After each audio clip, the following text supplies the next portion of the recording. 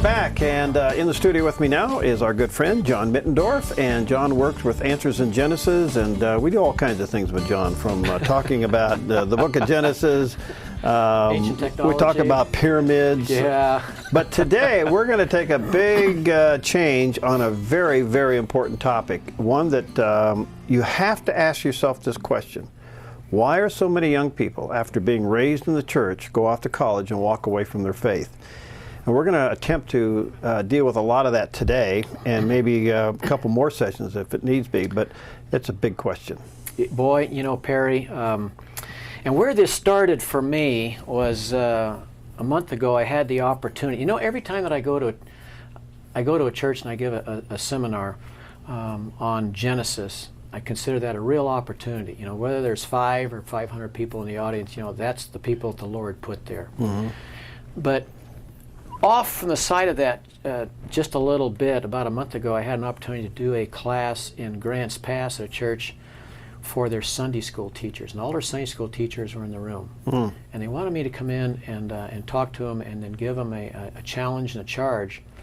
And my charge was, one of the charges is why are so many of our young people leaving the church today? In fact, the book that, this book right here, yeah. Already Gone, and I don't know if they have that on the screen or not. But there's a picture of it there.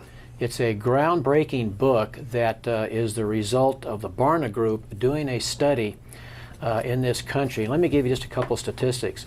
They interviewed over 22,000 adults, 2,000 teenagers. They interviewed over 1,000 people between the ages of 20 and 30, and they used 25 different surveys. Hmm. And what they found floored them. They suspected, but it floored them. And what floored them was, and I'm going to read several of the quotes out of the book so I get these correct. The next time you're in church, look to your right and left and look at the teens around you. These are your children, the ones who have been faithfully following you to church for years. Now, imagine that 2/3 or 61% of them have just disappeared from your church. Why? Because they're already gone. And people, our young people that are coming up through the church, they've been to Sunday school, they've sat in church, you know, they're the leaders in Sunday school, mm-hmm. They're gone. And the question is, why are they gone? And some of the statistics that they found in the book are absolutely ground-shaking. And one of the things that I found very interesting in the book is the last part of the book is they take you through all of the questions that they asked all these people, and then they give you the top 10 reasons on why. And some of them are just absolutely groundbreaking. Several things that I also thought was interesting, and I think we can say that we're following in the footsteps of Great Britain. And Great Britain today, England, since 1969, over 1,500 churches in England have closed. They're gone. 2004, since 2004, worshipers in mosques have exceeded regular worshipers. And I think you've heard that one before, yeah. Correct? Yeah. Currently, 2.5% of the population in England attends church, and the number is dropping. The average size of a congregation in England is 84, and that's dropping. Yeah, and some are don't even meet in public places anymore. Right. Yeah. A majority of 20-somethings, that's between 20 and 30, 61% of today's adults have been churched at one point during their teen years, but they are now spiritually disengaged. So in other words, they've been there, done that, but they no longer feel it's relevant. They've stepped away from the church. And I think that one of the most important quotes that I found in the book is that, where are we losing our kids? And I always thought it was college. That yes, you go to middle school, yes, you go to high school, but then when you step into college, here's a PhD standing on the stage, you know, and you're taking your biology class, your chemistry class, your geology class, you know, and they're going through all this stuff. And their statistics found that 40% first had doubts in middle school. That's where it started. 44% had their first doubts in high school, and only 10% had their first doubts during college. So in other words, they started to lose their church backing in middle school. In middle school. Well, why? I knew you were going to ask that question, right? I don't have to beat around the bush. I mean, why? Why is this happening? Let me read one more statistic that I'm still trying to get my hands around. All right. And so on at the bottom of the page, Sunday school. You got to stop and think about this for a second. Sunday school is actually more likely to be detrimental to the spiritual and moral health of our children. And why do they say that? From this perspective, when they interviewed close to 25,000 people around the country, now these are people that have been to church and have left. They're spiritually now disengaged. Okay. This is what they said with a Bible background. They were more likely to not believe that all accounts and stories in the Bible are true and accurate. They're more likely to doubt the Bible because it was written by men. They're more likely to defend premarital sex. They're more likely to accept that gay marriage and abortion should be legal. They're more likely to believe that good people don't need to go to church. They're much more likely to believe that God used evolution to change one kind into another. And they're more likely to have heard a pastor, Sunday school teacher teach Christians could believe in millions and billions of years. Those were the top 5 or 6. Now, a couple things jump out at me. Okay. I don't see they're denouncing the existence of God. No, and that's what's amazing. And I'm not going to spend time just going through all the statistics this talks about. Some of the questions they asked was, do you believe God? Yes. Do you believe that God created Adam and Eve? Oh, yes. And we're talking high percentages like 70 and 80%. Okay. Maybe 10% did not. But when it comes to the relevant issues today, premarital sex, gay, marriage, abortion, those kinds of things, they support that. And by the way, from what we've done on the broadcasting end of things, looking into some generational research, we find out that that is true. Not only that, but they may know that same-sex marriage is wrong, but they don't want to defend what the Bible says about it because they want to be friends to those who are homosexual. That's more important than being opposing it. Okay. So something slipped through the cracks here. Something that is the Sunday school, and again, those of you who are committed to Sunday school teaching and all that, this is really touchy, I realize that. Right. But have we made Bible stories just that, stories, animated things? We didn't bring the facts into it? You're hitting the nail on the head. And a couple of quotes that I pulled out of the book that I found very, very interesting. I'll start off with the first quote. The number one area of disbelief in the church, and it's where the problem starts, believe it or not, is the age of the earth among those who have left the church and those who are still there. Age of the earth is number one. Old earth versus young earth. Correct. Which you wouldn't think is really that big of a deal, right? But it's hypocrisy. In other words, the church is telling me this, but then when I go to school, all these learned professors are telling me something else. But that hasn't been defended in Sunday school or church. And as I was thinking about this, I was thinking about the National Education Association has an annual conference every year, and that's all the school teachers in the country. I mean, huge conference. And every year, ICR, Institute for Creation Research, and AIG, Answers in Genesis, has a booth there. How would you like to be on that booth? Have all the secular school teachers come walking through. You might be the loneliest person in the world. Yeah. Hey, Perry, have I got a question for you? Yeah. And you know what the number one question is? The age of the earth? It's the ark and the flood. Really? They can't believe. Can you explain to me how all the animals thousands of years ago were on a boat, and this boat floated on an ocean for over a year, for about a year, and then here we are today as a result of that? It's totally unbelievable to the secular person, and yet the church is unable to defend that.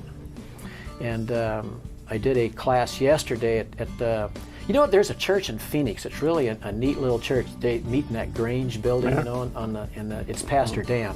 Oh yeah. What a neat guy. You know, they ride in on their Harleys and have a church. All right, let me take a quick break. Okay. We're talking about why are we losing our young people? Why are they disengaging from their faith so early? Maybe even while they're sitting in Sunday school. We'll be right back. Okay, we're back with John Mittendorf, and our subject today is a big one and a very serious one. Why are we losing so many young people who've been raised in the church, and then when they leave the church, they walk away from their faith? What's the core issue and the problem here?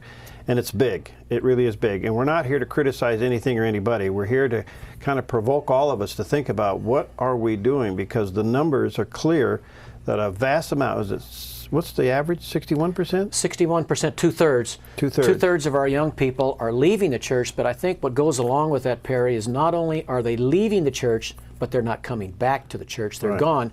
And then if they don't come back to the church, then if you look at their kids, they're not coming back to church, and then so on down the line. Yeah. So it's like a snowball going down a hill. All right. So right when we broke for a break, I said the number one area of disbelief is the age of the earth. And basically what we're talking about is Genesis. And that's something that you and I have spent hours talking about. But I think probably one of the groundbreaking comments from the book, and I want to read this directly as a quote from the book, and this is after talking to about 25,000 people across this country. This is one of their summations. The core problem behind the exodus of young people in churches has been only teaching half of the truth, and the other half we've given up. And this is what they mean by that. We preach the gospel of the crucifixion and the resurrection. What can Christ do for you?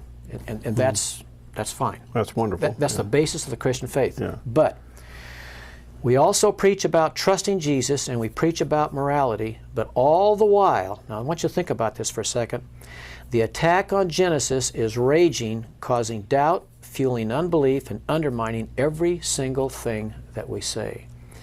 And so we can teach about the crucifixion, the resurrection, sin, grace, and all the rest, and I don't want to minimize that. And yet when our kids go to school, here's a teacher, whether it's middle school, high school, or college, stands up there and then teaches them secular science as a fact. It's not taught as a theory anymore, it's taught as a fact. And then that child walks out of school and they go, well, wait a minute, the church tells me this, but the school is telling me that, but I know science is accurate, right? Yeah, supposedly. Yeah. Supposedly. And then here comes disbelief. And you know, that started right back in the garden when Satan, and I'm going to say slithered up to Eve, or walked up to Eve. What's the first thing he said? Did God really say? Did God really say? And so what Satan did, and he's very, very, very good at it, he cracks the door just a teeny bit. Did God really say, or do you really believe the flood? Do you really believe Genesis? And if you don't believe Genesis, then what else don't you believe? All right, so are you saying, and maybe this book is suggesting, that a core class in a church curriculum would be a scientific look at Genesis? Perry, you are amazing. Well, I don't know, I'm just thinking out loud. You know, absolutely right.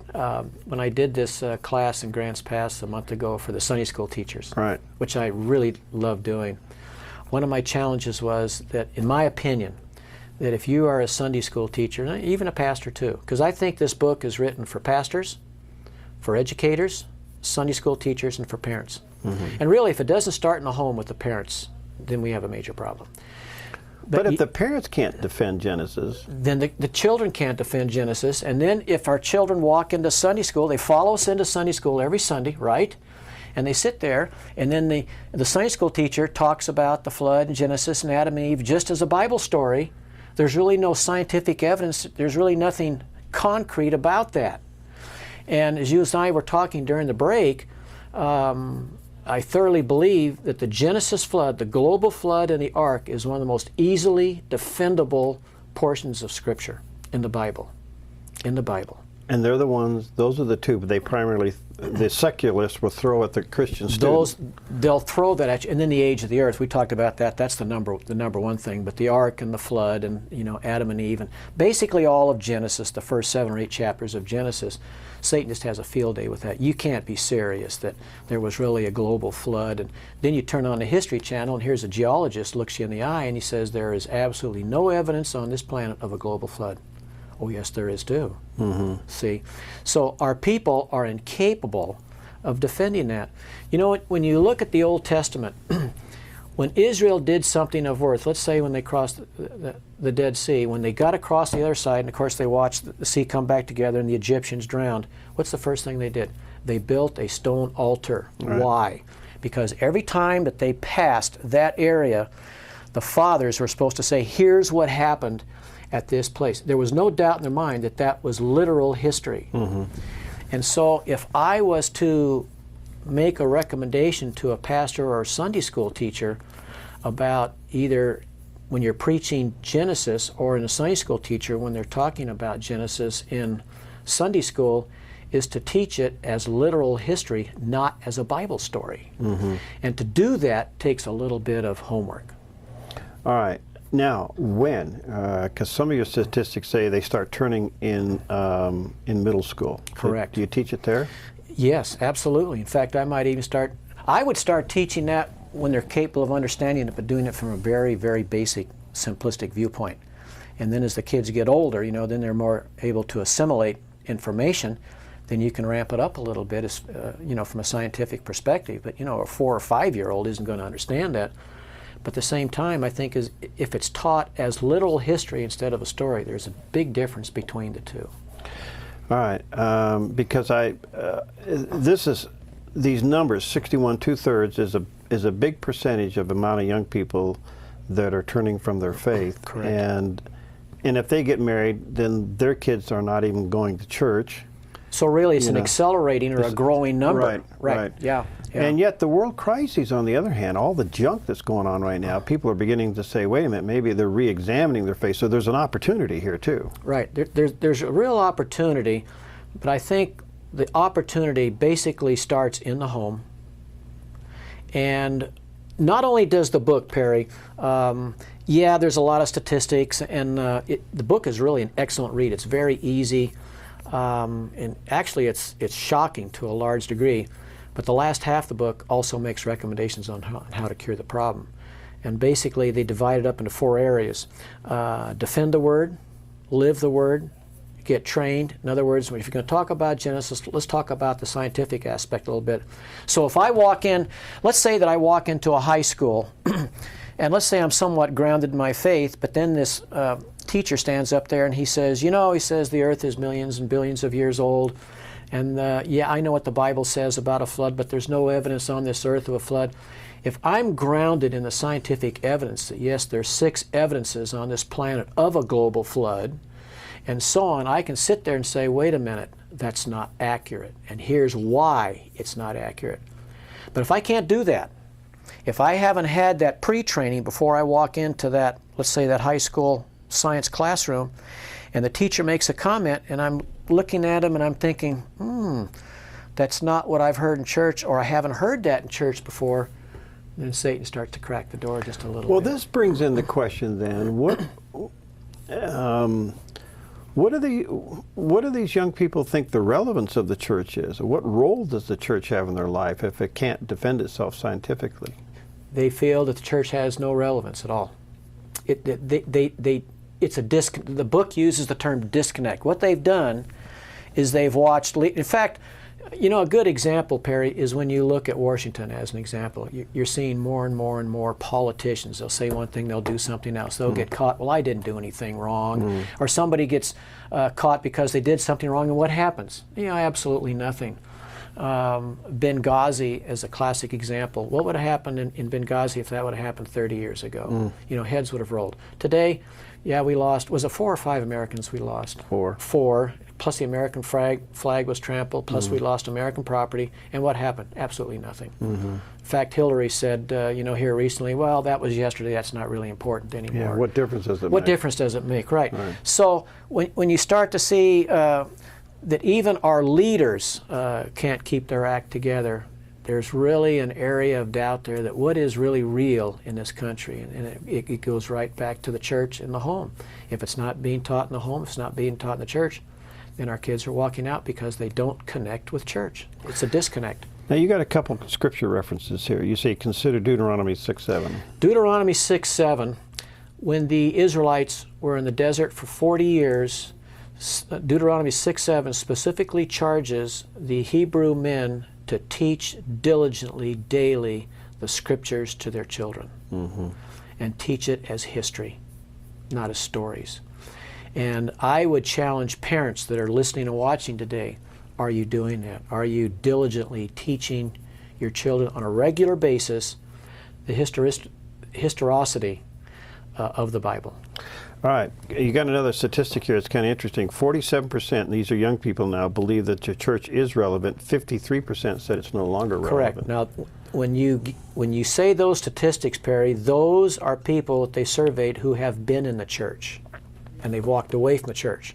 So what they're saying is, yes, 47% believe the church is still relevant, but 53%, or the greater number, believe the church is no longer relevant. It doesn't really apply to me anymore. And so what I'm starting to do is you're starting to see more people focus on premarital sex, gay marriage, abortion, and so on. And so on. All right, so part of this conclusion is that if the Bible can't be defended, at least they don't think it can, be defended scientifically, therefore then sin is irrelevant too. Correct. Then therefore what good is the story of the resurrection and the crucifixion? In fact, one of the questions that they asked in a survey is, will good people go to heaven? Do you have to go to church to go to heaven? And that's not really a question. And going to church isn't going to put you in heaven. Because one of the things I'm running to in the business community is the amount of people call themselves Christian and never darken a church door.